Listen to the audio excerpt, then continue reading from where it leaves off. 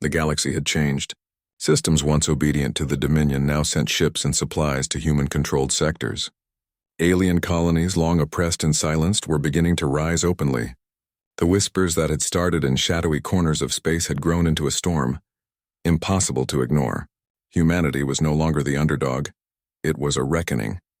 Captain Arik Danner stood on the bridge of the Resolute, staring at the glowing holographic map of the Dominion's core world. Massive fleets moved in predictable patterns, but this time, Arik had a plan that even the Dominion could not anticipate. He had learned from years of scattered victories, from ambushes, deceptions, and daring strikes. Now it was time to bring it all together. Lieutenant Mara Seelan approached, her eyes serious. "The fleets are ready, Captain. The Allied systems are on their way. This is it, the moment we strike at the heart of the Dominion." Arik nodded slowly. "Yes, and we must remind them what humanity stands for, not conquest, not revenge, but justice. They have ruled by fear for too long. Now they will learn the cost of underestimating us." The approach to the Dominion capital was tense. Ships from countless worlds formed a human-led armada, united under one banner. Their fleets were smaller than the Dominion's, but they carried something far stronger, the courage of those who had been silenced for centuries. As the fleet entered the orbit of the Dominion's homeworld, alarms blared across the enemy lines. Dominion fleets moved to intercept, but the humans were ready. Arik's strategy relied on coordination, surprise, and unconventional tactics. Ships split into multiple units. Feints drew Dominion forces away, and hidden strike teams targeted communication hubs and weapons platforms. Explosions lit the darkness of space. The Dominion's flagship, a towering vessel bristling with weapons, was the first to fall. Not from a direct attack, but from clever sabotage carried out by a small human strike team who had infiltrated its systems. Chaos spread through the Dominion fleet as human pilots darted in and out, striking at weak points, vanishing before they could be countered. On the planet below, civilians watched the battle from hidden vantage points. They were not soldiers, but they understood that this moment would decide the future of the galaxy. Children clung to their parents' hands as distant flashes lit the night sky. Farmers, engineers, and miners whispered prayers and hopes. They had waited long for freedom, and now they were seeing it take shape. Captain Arik addressed his fleet through the comms, his voice firm and steady. "Remember, we fight for more than ourselves. We fight for every life the Dominion has tried to erase, every colony they have destroyed, every spirit they have silenced. Today we fight for justice. Today the galaxy will see the truth." Every ship responded with a single word, echoing across the void. For humanity. The battle raged for hours, but the Dominion's numbers and discipline could not match human ingenuity and courage. Pilots took risks that no Dominion commander would allow, outthinking and outmaneuvering larger ships. Engineers on the ground disrupted supply lines, sending waves of Dominion soldiers into confusion. Even minor human victories repeated across the battlefield, amplified into a force greater than the sum of its parts. In the command chamber of the Dominion capital, the Overlord watched in disbelief as reports came in. Entire fleets had been destroyed. Communication satellites were offline. Key planets had risen in rebellion. Even his most loyal officers admitted that the humans had outsmarted them at every turn. "They are not like any enemy we have faced," hissed a high-ranking commander. "They fight with purpose, with unity, with fire, and they do not fear death. How can we match that?" The Overlord's eyes glowed brighter, a mixture of anger and fear. "I underestimated them," he admitted, "and now the galaxy will feel what that mistake costs." Captain Arik led the final strike.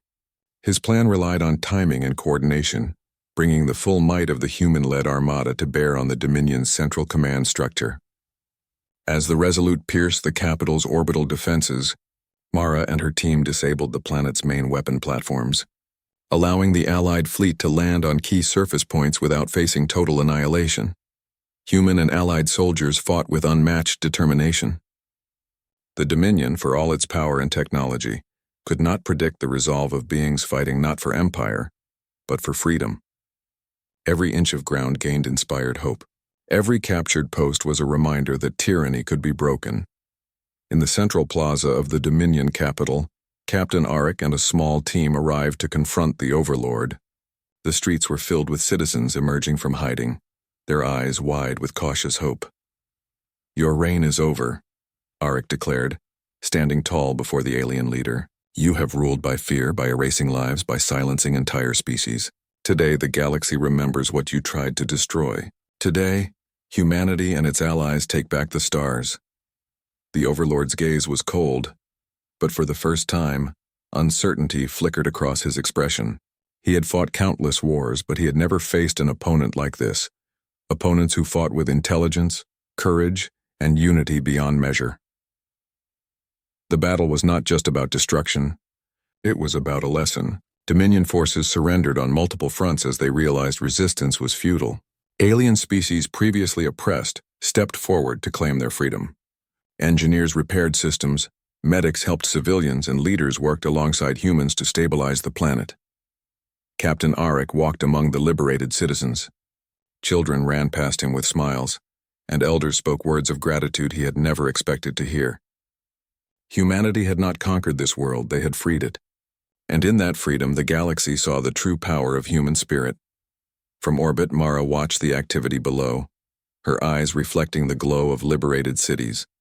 We've done it, she said softly. No, Arik replied, his voice calm but firm. We've shown them. We've shown the galaxy what humans can do when they refuse to be broken. Outside, stars stretched across the sky, silent witnesses to the birth of a new era. Fleets moved among planets carrying messages of hope, rebuilding efforts, and the promise of alliance. The galaxy, once fearful and divided, now had a new center of power, not one ruled by fear, but one inspired by courage and unity. The Dominion's empire had fallen, not solely through force, but through the unyielding determination of those who refused to be silenced. Captain Arik addressed the assembled allies in the capital's main hall, holographic displays showing every liberated system and allied fleet. This victory is not just ours, he said. It belongs to every being who refused to bow, to every soul who dreamed of freedom, and to every heart that believed humanity could rise again. We did not come to conquer, we came to settle a score, one written in blood, erased by fear and remembered by hope. The galaxy has shuddered, not out of terror but out of awe at what we can achieve when we fight for justice. The crowd erupted in cheers, a sound that echoed across cities, stations, and planets. The galaxy was listening, and it was changing. Far in the Dominion's capital towers, the Overlord retreated to solitude. He surveyed the destroyed command hubs, the empty corridors, and the liberated citizens. For the first time in millennia, he understood the truth the galaxy had ignored. Humanity was not just another species. They were relentless, creative, brave, and united. A single spark had grown into a fire that could not be contained. He spoke quietly to himself, a rare moment of humility. They are fire, and I'm powerless against it.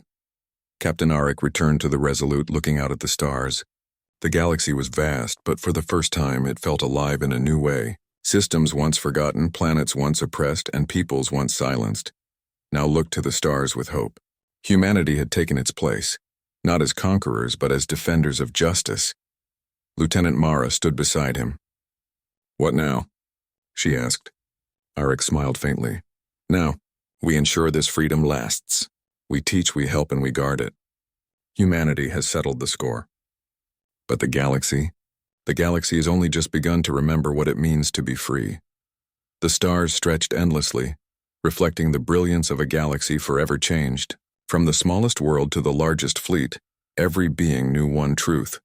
When humans rise, they do not rise for themselves alone. They rise for justice, for memory, and for hope. And the galaxy shuddered not from fear, but from the sheer weight of human courage, for humanity had returned to claim its place among the stars, and the galaxy would never be the same again. The stars were quiet. For centuries, Earth had looked at them with wonder, sending out probes, radio signals, and dreams. Humanity believed that the universe was vast, mysterious, and perhaps even friendly. That belief ended the day the Dominion arrived.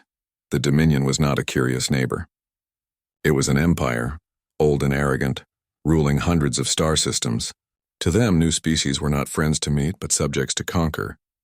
Their fleets had crushed countless civilizations before humanity was even ready for space travel. To the Dominion, Earth was just another small planet. When their long-range scouts first detected radio chatter and primitive warp drives, the Dominion Council laughed. Another weakling, they said. Send them a demonstration fleet. A demonstration fleet was not meant for war. It was meant for fear. Hundreds of battleships, carriers, and cruisers would arrive in orbit, blotting out the sky. Their commanders would broadcast a message demanding surrender. Most species obeyed at once. A few tried to resist, but they were always crushed quickly. The cycle had gone on for thousands of years. So the Dominion sent one such fleet toward Earth. It was led by High Captain Sarge, a veteran of many subjugations. To him this was routine. His logbook already had the names of 50 conquered races. Earth would be the 51st. When the fleet dropped out of warp near the edge of the solar system, Sarge did not even consider the possibility of failure. The humans, he believed, would be terrified just by the sight of his ships. But humans were not like the others. The first detection came from a listening post on the dark side of the moon. Lieutenant Rachel Singh stared at her screen in disbelief. The readings were clear. Hundreds of ships had appeared where no ships should be. She quickly relayed the message to Earth Command. Within minutes, alarms echoed across the planet. Generals, admirals, and scientists gathered in underground war rooms. The enemy was here, some leaders hesitated. Humanity had never faced an alien armada before. Others, however, remembered Earth's long history. Humanity had survived plagues, wars, and disasters. They had rebuilt again and again. Fear was real, but surrender was unthinkable. Admiral Jonathan Hayes, commander of Earth's defense fleet, spoke with calm determination. They came expecting us to kneel, he said. Let's show them what humans do when cornered. The Terran defense fleet was small compared to the Dominion's power. Earth had only a few dozen warships, some orbiting platforms, and a network of experimental weapons placed around the planet. Against the Dominion's fleet, they looked like insects before a storm. But insects, when united, can sting. High Captain Sarge's first message was predictable. A booming voice filled Earth's communication channels. Humans of Sol, you are now subjects of the Dominion. Do not resist. Lower your defenses. Your planet will be spared if you obey. The message was repeated across every frequency and every language. It was supposed to inspire fear. Instead, it inspired anger. Earth's response was short and simple. We do not surrender. Sarge laughed. His officers laughed with him. They thought it was foolish bravado. No one had ever truly defied the Dominion. Then the first human strike came. Near Mars, a group of Dominion cruisers moved in formation, scanning for signs of resistance. Suddenly, their sensors were blinded by powerful electronic jamming. Out of the asteroid belt, hidden railguns fired. Massive slugs of metal, accelerated to near-light speed, tore through the cruisers' shields. 2 ships exploded before they even knew they were under attack. Sarge was furious. He ordered his battleships to sweep the asteroid field. But the humans had already moved. Small frigates darted in and out, striking with missiles and then vanishing into the rocks. It was not a conventional battle. It was a hunt, and the humans knew the terrain better than anyone. Back on Earth, engineers activated the orbital defense platforms. From hidden silos, swarms of drones launched into space, attacking in coordinated waves. They were small but fast and numerous. Dominion fighters tried to chase them, but every time they destroyed one, 3 more appeared. The Dominion had expected a weak species with no strategy. Instead, they faced an opponent that studied every weakness and turned every scrap of technology into a weapon. On the ground, humanity was united in a way it had not been for centuries. Nations set aside rivalries. Civilians volunteered to build defenses, produce supplies, and even fight. Farmers turned their machines into armored vehicles. Students became code breakers and hackers, disrupting Dominion communications. Every person played a part. Sarge grew uneasy. He had seen resistance before, but never like this. Usually fear crushed hope. Here, resistance only made the humans stronger. Still, he believed victory was certain. The Dominion had numbers and firepower. Humanity could not fight forever. But then came the cyber strike. A group of human hackers working from a secret base in Antarctica broke into the Dominion's fleet network.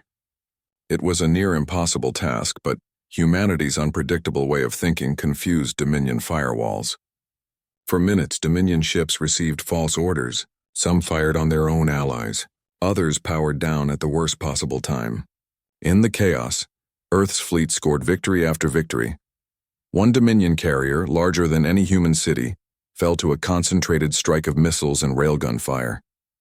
Its wreckage lit the skies above Earth like a second sun. The people on the ground cheered. For the first time, they believed they could win. Sirach no longer laughed. He had underestimated this species, and now his fleet was bleeding. He ordered a retreat, something he had never done before. When the Dominion fleet jumped away, leaving wreckage behind, Earth stood scarred but unbroken. Humanity had survived. In the silence after the battle, people looked at one another with new eyes. They had faced an empire older and stronger than themselves and lived. Admiral Hayes stood in the war room, his hands behind his back, watching the reports come in. Losses were heavy, but spirits were high. He knew what was coming next. The Dominion would not forgive this defeat. They would return in greater numbers with greater fury. But Hayes also knew something the Dominion did not. Humanity had tasted victory, and once humans tasted victory, they refused to let it go. Around the galaxy, whispers spread. Other species, long crushed under the Dominion's rule, listened to the rumors. The humans fought back, they said. The humans did not surrender. The thought sent shivers through Dominion space. They had sent one fleet to terrify Earth. That single fleet had been broken, and now Earth was preparing more. Much more. The first chapter of humanity's true story among the stars had begun. The stars were quiet again, but not peaceful. In the silence after the first battle, humanity knew the truth. The Dominion would return. The enemy had retreated, but retreat was not defeat. For an empire built on conquest, revenge was certain. Admiral Jonathan Hayes stood in the war room beneath the Earth's surface. Around him, holographic maps showed the solar system with red markers where Dominion wreckage still drifted. Engineers were already salvaging pieces, studying alien metal and power systems. Every broken ship was now a gift of knowledge. High Captain Sirach will report to his masters, Hayes said. His voice was calm but steady. They will not forget the shame. They will come back, and next time, they will not underestimate us. We must be ready. The leaders around the table nodded. Presidents, prime ministers, generals, and scientists, all of them had one goal now: survival.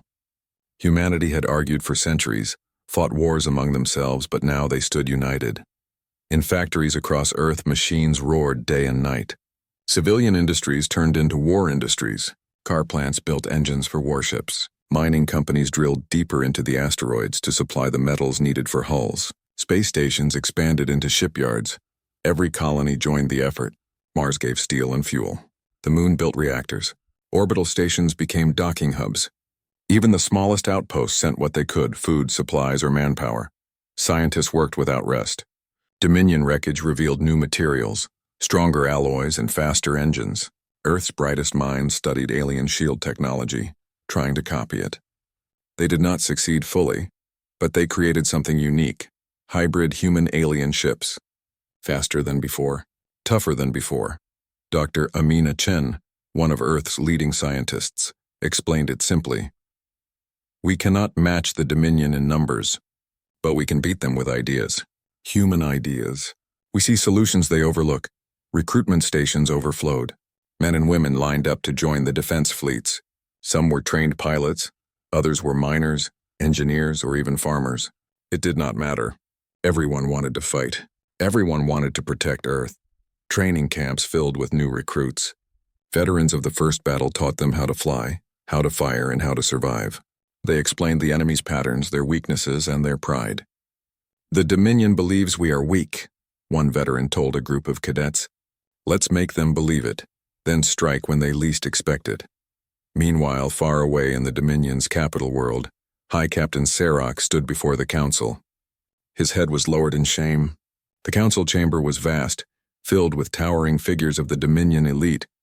You failed, the Supreme Chancellor hissed. One fleet broken by a primitive world. Do you understand what this means? Sirach tried to defend himself. The humans, they are not like the others. They fight differently. They learn quickly. Enough! The Chancellor cut him off. No species resists the Dominion. None, they will be crushed. We will send the Grand Armada. Earth will be erased as an example to all. Sirach bowed his head, but inside he felt unease. He had seen the humans up close. He had seen their fire. The Council did not understand. They believed overwhelming power would solve everything. Sirach feared they were wrong. Back on Earth, whispers spread among the people. The victory against the First Fleet became legend. Children drew pictures of battleships. Songs were written about the defense of Sol. Humanity had always loved stories of underdogs, and now they were living one. But with pride came fear. Everyone knew the Dominion was vast. One victory did not end the war. It only delayed it. Admiral Hayes stood before a crowd at Earth Command. "We are not safe yet," he said. "The Dominion will return, and they will bring more ships than we can count. But let me tell you this, we are not the same people we were before. We are stronger now. We are united now, and together, we will be ready." The crowd roared in approval. Months passed, and the first new Terran fleet rolled out of the shipyards. It was called the Second Fleet. Its ships were sleeker, faster, armed with new weapons. They bore names like Resolve, Unity, and Defiance. Each ship was a symbol, not just a machine. Soon after, the Third Fleet began construction. Then the Fourth. The solar system became one massive factory of war. 10 fleets were planned in total, a number that stunned even the most hopeful leaders. Some argued it was impossible. The resources, the manpower, the time, it was too much. But the people refused to give up. If one fleet could stand against the Dominion once, 10 fleets could do more than survive. 10 fleets could fight back. Not everyone in the galaxy wanted humanity destroyed. In secret corners of space, oppressed species watched Earth struggle with hope. For centuries, they had lived under Dominion rule, too afraid to resist. But when the rumors spread that humans had fought back and won, they began to dream again. A small ship from the planet Erikai slipped past Dominion patrols and made contact with Earth. Its crew was desperate. "We cannot give you soldiers," their leader said, "but we can give you information. The Dominion's roots, their codes, their hidden weaknesses." Others followed. Supplies arrived from distant allies who had never dared speak before. Humanity became more than just a rebel species. It became a symbol. Inside Earth's strategy rooms, maps grew more detailed. Admirals planned not only defense but offense. They studied the Dominion's empire, searching for weak points. Hayes and his commanders knew they could not wait forever. At some point, humanity would need to strike first. But Hayes also knew rushing would be dangerous. "Patience," he told his officers. "We must finish the fleets. Only then will we stand a chance." One evening, Hayes stood on the balcony of a shipyard station, watching the new battleship Defiance take shape. Sparks flew as machines welded its armor. Workers moved like ants across its surface. The admiral felt pride, but also weight. Each ship meant lives. Each battle meant sacrifice. Behind him, Dr. Amina Chen joined him. "Do you think we can win?" she asked. Hayes did not answer immediately. He looked out at the stars where the enemy was surely watching. Finally, he said, "We don't need to be stronger than the Dominion. We only need to be strong enough to make them bleed. And once they bleed, others will rise," Dr. Chen nodded. "Then we must make them bleed." Meanwhile, in the Dominion capital, the Grand Armada was being assembled. Thousands of ships gathered, more than enough to crush any rebellion. The Council believed it would be a swift campaign. They saw Earth as a stubborn insect to be swatted. But not everyone agreed. In private, Sarek spoke to his officers. "We underestimate them again," he warned. "Humans adapt too quickly. They will not break like the others." His words were ignored. The Council wanted war, and war they would have. On Earth, the storm of preparation continued. 10 fleets were planned, 10 fleets to face the darkness. The people worked with fire in their hearts. They knew the Dominion was coming, but this time, humanity would not stand with only one fleet. This time, Earth would meet the storm with 10. The galaxy watched in silence, waiting to see what would happen next. And for the first time in centuries, the Dominion was not the only power others feared. They feared the humans too, because humans once united were unstoppable. The solar system had never seen such activity. Every planet, moon, and station buzzed with life. The memory of the first Dominion attack still burned in human hearts, and that fire drove them to work without rest. Factories on Earth worked day and night, their machines pounding out steel, titanium, and alloys salvaged from Dominion wreckage. Shipyards around the Moon and Mars glowed with light, producing ships faster than anyone had thought possible. Humanity was no longer just defending itself. It was building something far greater. Admiral Jonathan Hayes stood on the observation deck of Orbital Station Atlas, the largest shipyard in Earth's orbit. Before him stretched the growing skeleton of a massive carrier. Its frame was so large that it looked like a second moon hanging above Earth. Hayes placed his hands behind his back as he watched workers and drones weld glowing lines across the ship's hull. "Another week, Admiral," said Commander Elias, his aide. "And she'll be ready for launch." Hayes nodded. "What's her name?" "The Resolve, sir." The Admiral allowed himself a small smile. The names mattered. They carried meaning. Resolve, Unity, Defiance, names that told the people what humanity stood for. These were not just warships. They were symbols. The Second Fleet had been completed first. It was small compared to the Dominion's armadas, but larger and stronger than the First Fleet had been. Its design mixed human creativity with alien technology. Shields that bent incoming fire, engines that pushed ships faster than before, and railguns refined to deadly precision. When the Second Fleet launched, the entire planet watched the broadcast. Millions cheered as the massive ships moved out in perfect formation. Children waved flags. Families cried with pride. Humanity had always dreamed of the stars, but now they were building fleets not for exploration but for survival. Soon, the Third Fleet followed. Then the Fourth. One by one, the fleets rose, each stronger than the last. The shipyards did not rest. By the end of the year, the number of Terran fleets had reached 6. Each bore unique designs as engineers improved with every ship built. The Dominion had centuries of tradition. Humanity had only years, but what humanity lacked in time it made up for in imagination. Training the crews was just as important as building the ships. Across the world, academies were filled with new recruits. Veterans of the First War taught them how to fight against a stronger enemy. "Never meet them head-on," one officer told his students. "They rely on power. We rely on brains." Outsmart them and you win. Simulators replayed the first battle again and again, teaching new cadets how the Dominion fought and how humans had turned their strengths into weaknesses.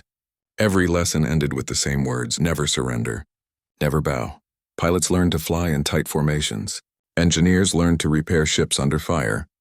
Hackers trained to strike Dominion systems at a moment's notice. Humanity was becoming not just a people with fleets, but a people of fleets, and humanity was not alone anymore. From the shadows of the galaxy, allies began to appear.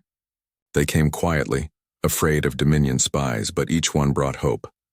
The first were the Arakai, a reptilian species long under Dominion control. Their small ships could not match the Dominion, but they had valuable knowledge. "Here," their leader said, handing over stolen data. "These are their supply routes. These are their codes. Use them well." Next came the Lyra, a bird-like race with sharp eyes and sharper minds. They sent engineers to help design better sensors. "If you can see them first," one Lyra said, "you can strike first." More followed. Each one small, each one afraid, but together they formed a hidden alliance. They saw in humanity something they had lost long ago: the will to resist. Admiral Hayes accepted their help with gratitude. "We are not building fleets only for Earth," he told them. "We are building fleets for all who wish to be free." In secret meetings, Hayes gathered his admirals. Holographic maps of the galaxy glowed in the air, showing Dominion space in red. "They are vast," said Admiral Patel. "We cannot match their numbers." "True," Hayes agreed, "but we don't need to. We need only to strike where it hurts. Supply lines, shipyards, their pride." The admirals leaned forward, listening carefully. Humanity was no longer talking only about defense. They were planning for the day when their 10 fleets would move beyond Sol, into the heart of enemy space. The Dominion, meanwhile, was not idle. In their capital, the Grand Armada gathered. Thousands of ships, each larger than a human city, prepared for war. Dominion commanders boasted of their coming victory, but among them, High Captain Sarok remained silent. He had seen the humans fight. He had seen how quickly they adapted. His warning to the Council had been ignored, but his unease only grew. "They are different," he whispered to his second officer. "Every time we strike them, they grow stronger. Mark my words, 10 fleets will rise from that world, and when they do, the galaxy will change." His officer frowned. 10 fleets? Impossible. No young race can build so much so quickly. Sarok only shook his head. "You have not looked into their eyes." "I have." On Earth, the 7th, 8th, and 9th fleets took shape. The shipyards worked so quickly that workers joked humanity had turned into a species of builders more than fighters. Children grew up watching fleets launch into the sky.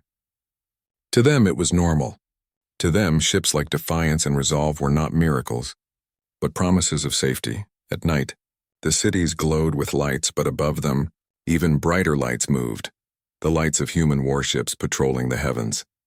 Finally, after years of struggle, the 10th Fleet was announced. It would be the largest, the strongest, the pride of humanity. Every ship carried the best technology Earth could make, with armor thicker, weapons sharper, and engines faster than anything before. When the 10th Fleet launched, the entire solar system celebrated. Bells rang, songs filled the air. Humanity had done the impossible. 10 fleets stood ready. Admiral Hayes stood once more at Orbital Station Atlas, watching as the 10 fleets moved in formation across the stars. Thousands of ships, all human-built, now stretched across the void. Commander Elias stood beside him. "We did it, sir. 10 fleets." Hayes nodded slowly. His face was calm, but his eyes were sharp. "Yes, but the Dominion knows too. And they are coming." He turned to the windows, watching the fleets glide forward like a wall of steel. One fleet was enough to terrify them. What do you think 10 will do? In the darkness of space, the Dominion's Grand Armada began its march toward Earth. The gathering storm was about to break, and the galaxy held its breath. The Dominion's Grand Armada moved like a dark wave across the void. Thousands of massive ships shining like deadly stars advanced toward Sol. Their purpose was clear: crush Earth and punish the humans for their audacity. But humanity was ready. 10 fleets, each stronger and smarter than the last, spread across space like a living net. They were not scattered. They were not waiting to be destroyed. They were ready to fight. Admiral Jonathan Hayes stood on the bridge of the flagship Defiance, his hands behind his back. Before him, holographic maps displayed the Dominion forces. The numbers were staggering. The humans were outnumbered. Yet Hayes felt no fear. "Today we show them something they have never seen," he said. His voice was calm but full of authority. "We do not hide. We do not beg. We fight." Around him, officers nodded. Pilots, engineers, and strategists moved with precision. They had trained for this moment for years, and now it had come. The first encounter happened near the asteroid belt beyond Mars. Dominion scouts, expecting an easy sweep, were ambushed. Human frigates darted between asteroids, striking with missiles and railgun fire. Dominion cruisers attempted to respond, but every move was anticipated. "Target their formation," shouted Commander Elias. "Use the rocks. Break their line." Human ships moved like dancers, weaving between debris, confusing sensors and striking from unexpected angles. The Dominion had relied on sheer numbers, but humans relied on intelligence, coordination, and flexibility. Meanwhile, orbital stations around Earth fired their massive cannons. Plasma beams lit the dark sky, cutting through Dominion fighters. Swarms of human drones struck at carriers, disrupting communications and shield networks. It was a coordinated attack where even the smallest ship could make a difference. On the flagship Resolve, Captain Lin Chen observed the Dominion's attempts to adapt. "They think overwhelming firepower is enough," she said. "But they don't understand our fleet. We move as one. We think as one. They cannot predict us." Across the battlefield, Dominion commanders grew frustrated. Their plans failed again and again. Ships that should have been destroyed survived ambushes. Communications were scrambled. Their pride was cracking. High above, in the Dominion command ship Obsidian Fury, High Captain Sarok watched the battle unfold. His face was grim. "They are stronger than we thought," he muttered. "They are not weak, they are clever." Around him, officers argued. "We are vast." One yelled. "They cannot resist us." Sarok shook his head. "They do not resist us because they are weak. They resist because they will not bow. That is something you cannot destroy with numbers alone." But the Council did not listen. They pushed forward, sending wave after wave of ships to crush the human fleets. On the battlefield, human admirals used every tactic they had learned. Feints lured Dominion ships into traps. Small squadrons struck from behind enemy lines. Electronic warfare disabled enemy weapons, turning Dominion fire against their own fleet. The humans were unpredictable. Each move built on lessons from the first battle. Every fleet, from the 1st to the 10th, worked in perfect harmony. They were no longer just ships. They were a single organism, a web of steel, fire, and strategy. The Dominion struck back fiercely. Massive cruisers fired plasma beams that could pierce planetary shields. Fighters swarmed human ships in coordinated attacks. The battle became a storm of energy and light, each side refusing to yield, but humanity adapted. When one strategy failed, another was ready. When a line was broken, reinforcements arrived instantly. Communication networks allowed every ship to know what every other ship was doing. Dominion commanders realized too late that humans fought differently than any species they had conquered. Amidst the chaos, civilians on Earth watched the sky. News broadcasts displayed live footage of battles across the solar system. Families held hands, praying, hoping, and cheering. Every explosion, every victory, every sacrifice reminded them of the cost of freedom and the strength of their people. In cities across Earth, children listened to stories of human pilots daring the impossible, engineers repairing ships under fire, and hackers disabling Dominion systems mid-battle. The tales spread like wildfire, inspiring hope and courage even in the darkest hours. A critical moment came near Jupiter. Dominion forces tried to crush the Second Fleet with a massive ambush. Hundreds of cruisers surrounded the humans, confident of victory. Admiral Hayes aboard Defiance made a decision that would define the battle. "Divide and confuse," he ordered. "Deploy the 8th and 9th fleets. Use the gas giant to hide our strike force. The rest engage their front lines." The maneuver was daring. Human ships vanished behind Jupiter's massive shadow, only to strike suddenly with missiles and railgun fire. Dominion cruisers, caught off guard, were destroyed before they could respond. The ambush had turned against them. High Captain Sarge clenched his fists. He had not anticipated such bold tactics. Every new human strategy surprised him, and every surprise cost the Dominion ships dearly. Meanwhile, the 10th Fleet, the largest and strongest, moved into position. Their sheer presence alone caused hesitation among Dominion commanders. The humans had built something the Dominion could not ignore. 10 fleets acting as one. From orbit, Captain Lin Chen transmitted a message to the Dominion. "We do not fight because we hate you.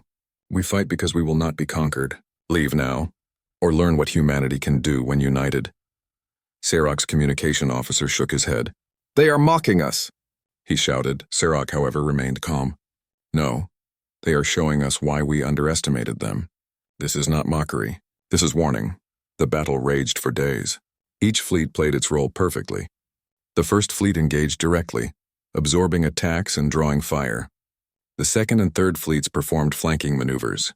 Smaller squadrons executed daring raids, crippling carriers and supply lines. Human engineers repaired damaged ships in real time, using salvaged Dominion technology to patch shields and restore engines. Pilots risked everything to save comrades. Each victory was earned, each loss mourned, but humanity pressed on. The Dominion realized something terrifying. This was not a simple defense. The humans were learning faster than they could destroy. Every failure led to adaptation, every mistake corrected almost immediately. In the outer solar system, Dominion morale began to crack. Ships that should have been invincible fell to creative human tactics. Fleets that had once seemed unstoppable found themselves outmaneuvered. High-ranking officers questioned their leaders. Sarge, for the first time, felt fear.